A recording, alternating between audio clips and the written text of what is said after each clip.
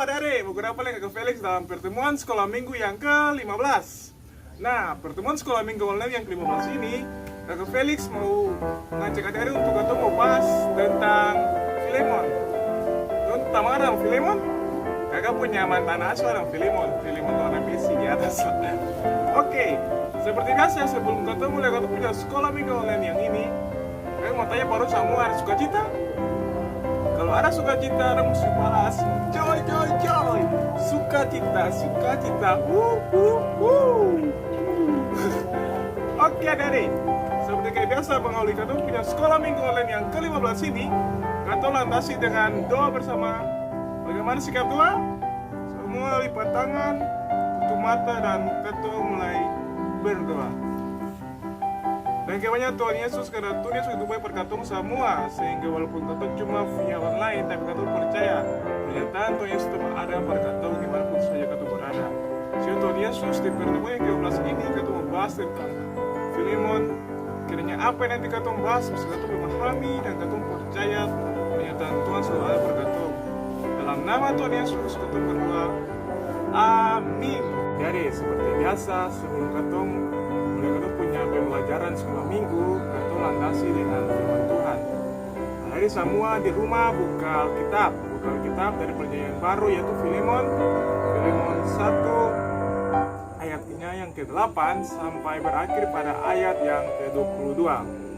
Sama buka Alkitab. Kakak ulangi, Filemon 1 ayatnya yang ke-8 sampai berakhir ayatnya yang ke-22. Di bawah judul permintaan Paulus kepada Filemon mengenai Onesimus. Oke adik-adik, jadi kakak bilang pada adik semua, nanti supaya kakak mas lebih enak, lebih asik, adik-adik dong buka Alkitab di rumah, dong buka, dong baca, dong pause video dulu, dong buka Alkitab, dong baca dulu. Setelah dong habis baca baru dong play, supaya kakak waktu lebih banyak, lebih asik. Oke? Sama buke? Kakak tunggu harus baca, baru kakak bahas lagi, lebih enak, lebih asik. Nah, lo semua harus baca kita tuh, mantap. Begitu baru bilang anak Tuhan. Nah, adik-adik, jadi inti daripada kakak punya pembacaan kita hari ini itu Paulus. Dia punya tokoh penting selain Filemon, itu juga Paulus. Dimana Paulus dia menulis surat buat Filemon. Nah, Filemon. Jadi Filemon ini kakak lupa adik-adik. Filemon dia tinggal di kota Kolose. Filemon ini adalah tokoh umat Kristiani yang paling terkenal pada saat itu. Bahkan sampai sekarang ini kakak masih pakai dia punya kitab. Jadi Filemon ini adalah orang yang paling kaya pada saat itu, orang yang punya terkenal lah. Kalau anak-anak zaman sekarang bilang Filemon itu anak-anak hits. Nah, jadi Filemon ini dia karena dia punya kekayaan banyak, dia punya mau bikin apa, dia mau makan apa, dia bisa sah. Bahkan Filemon itu terkenal dengan adalah tokoh Kristiani yang mempunyai banyak sekali, dia punya budak-budak itu sebenarnya itu kata kasar sih, tapi pada saat zaman itu budak-budak itu adalah orang yang tugasnya membantu dia punya tuan. Jadi di sini Filemon ini dia posisi sebagai tuan yang memiliki banyak budak. Nah, di antara sekian banyak budak yang Filemon punya, itu ada satu budak yang paling terkenal. Dia pun nama Onesimus. Dong punya saudara, dong punya adik kakak, ada Onesimus ya. Kalau kakak kayaknya sih ada, tapi yang kakak mau bilang, jadi Onesimus ini juga ada punya arti nama.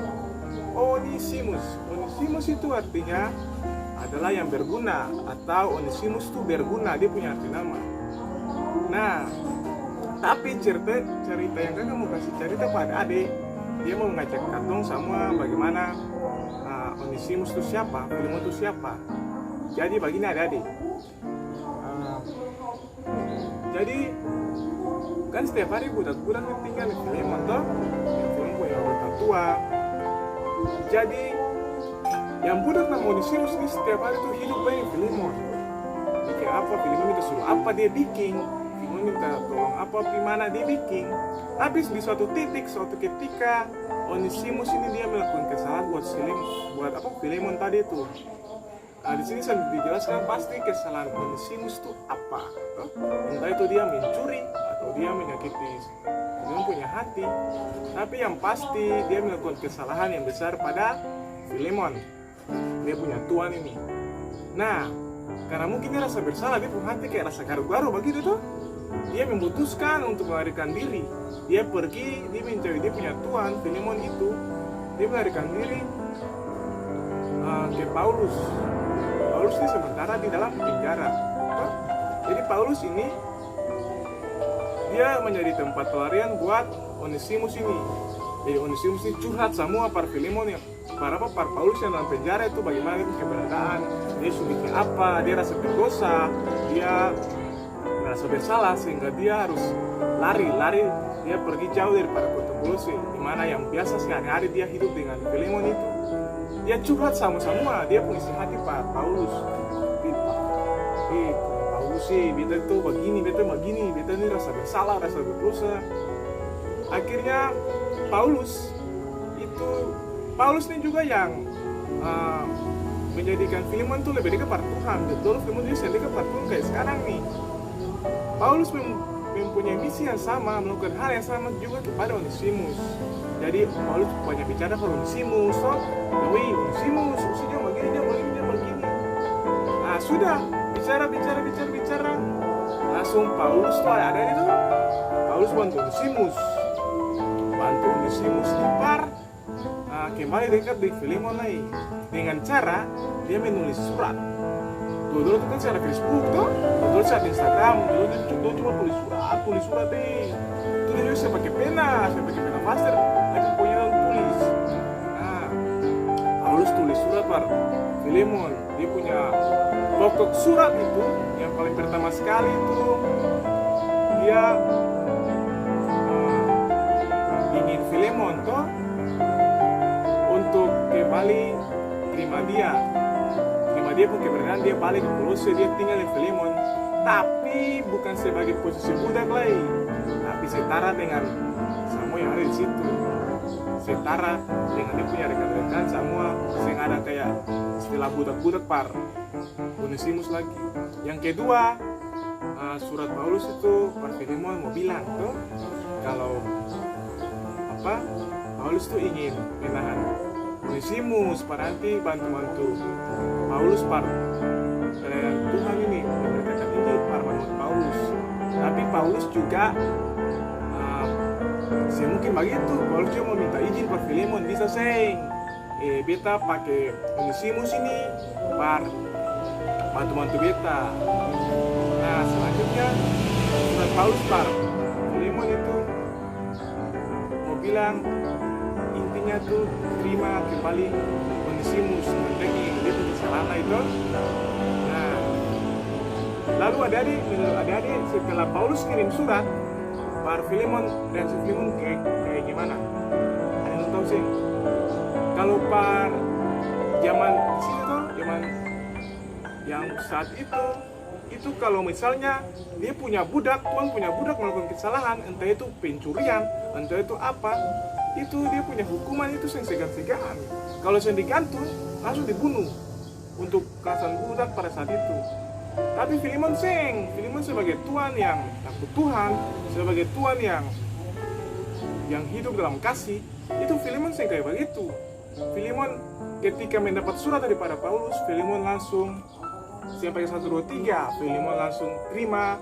Paulus punya surat dan Filemon juga terima keberadaan Onesimus kembali, bukan lagi sebagai seorang budak, tetapi bagaimana setara dengan Filemon pada saat itu. Ya, jadi yang kakak mau bilang pada adik semua, bagaimana katong bisa mencontohi dan katong bisa meneladani apa yang Filemon lakukan. Artinya jangan katong menyimpan atau punya amarah sampai matahari masuk. Kalau ada lihat sekarang ini matahari ada turun pada kakak nih, matahari turun, matahari belum masuk lagi apa kayaknya. Tapi yang kakak mau bilang, ya simpan katong marah sampai matahari masuk, dan katong mesti saling memaafkan orang tuh. Karena untuk kelasan Filemon tuh saat itu Filemon bisa mengampuni itu, apalagi ada dong. Jadi kalau ada di rumah, di sekolah, walaupun sekarang belum sekolah kan ada corona, ada pandemi dan covid segala macam nih, tapi kalau sekolah macam itu teman-teman ada mau ganggu dong, mungkin mau pukul, mau marah, dia nu simpang dong punya marah sampai besok, akhirnya besok ada tugas-tugas yang susah, sih bisa aku bantu, toh. Nah, begitu juga teman-teman bermain di rumah, dia nggak gara main mutel, terus aku pukul langsung bermain sama-sama lagi. Nah, akhirnya saya ada teman, saya enak toh. Jadi yang kakak mau bilang, bagaimana katong bisa kayak Filemon toh? Oke, ya jadi kayak begitu. Dan sebenarnya juga toh ada pertemuan ke-15 ini tentang Filemon, tentang surat Paulus kepada Filemon, meminta Filemon untuk memaafkan dan kembali menerima Onesimus sebagai dia punya rekan kerja, bukan lagi sebagai budak. Mau bilang perkataan juga sebagai salah satu cara mengontrol katong punya stres. Bagaimana mengontrol punya stres dengan cara memaafkan orang itu. Dimana kalian punya hati, yang ada lagi batu sandungan, yang ada lagi gejol-gejolak tuh. Ketika katong mengampuni seseorang, maka katong itu setidaknya mengurangi 0,1% untuk stres adik-adik itu. Karena sekarang kalau corona ini itu yang bikin orang mati banyak itu bukan gara-gara apa, tapi gara-gara stres. Ketika kita sesuai positif, tuh stres, namun penyakit bawaan, maka orang bisa mati. Nah, jadi mobil perkataan adik-adik, hati yang gembira lah buat banjir tau, tapi semangat yang patah mengiringi tulang. Jadi itu daripada katong punya saat ini katong bagaimana memaafkan tuh berarti katong gembira. Gembira berarti obat yang manjur, maka katong terhindar dari corona. Ya, jadi adik-adik, semoga firman Tuhan yang singkat ini, pertemuan katong yang ke-15 ini, saya tahu kapan katong mau kumpul di gereja, katong sekolah minggu sama-sama kayak biasa, tapi kakak mau bilang tetap jalankan protokol, entah itu protokol pemerintah ataupun protokol Tuhan, toh? Tetap berdoa dan tetap jaga-jaga. Oke, sekian katong punya firman Tuhan, tetap sukacita dan joy. Oke, demikian katong punya sekolah minggu pertemuan yang ke-15 saat ini telah berakhir. Tapi sebelum katong akhiri itu, mari katong akhiri dengan doa. Sama sikap doa bagaimana, lipat tangan, tutup mata, dan katong tutup ibadah sekolah minggu online yang ke-15 ini dengan doa. Doa mulai. Sio Tuhan Yesus dan kebanyakan Tuhan Yesus, karena atas berkat dan tuntunan Tuhan Yesus, kalian telah selesai dengan pertemuan sekolah minggu online yang ke-15 ini Tuhan. Kiranya apa yang telah katong baca, telah katong dengar, dan jika ada kata-kata yang salah, katong minta maaf Tuhan Yesus, dan kiranya katong bisa segera dapat dalam kondisi yang seperti semula di gereja, dan tidak lagi seperti ini. Tapi katong percaya walaupun katong hanya via online, walaupun katong cuma hanya virtual, tapi katong percaya penyertaan Tuhan dan kasih Tuhan yang pernah terbatas untuk katong semua. Kiranya katong bisa menjadi Filemon yang muda, yang bagaimana bisa katong praktek dalam katong punya hidup hari-hari, bisa memaafkan dan sering simpang dan kumarah sampai matahari masuk. Dan katong percaya karena dimanapun saya katong berada, katong akan tetap selalu berhadapan dengan manusia lain yang punya karakter yang berbeda-beda dan bisa katong memahaminya dengan baik. Tuhan Yesus, kiranya corona dan covid atau apa ini bisa cepat berlalu, supaya kami suka dapat lagi sama-sama memuji dan memuliakan nama Tuhan di gedung gereja yang manis. Dalam nama Tuhan Yesus, katong berdoa. Amin.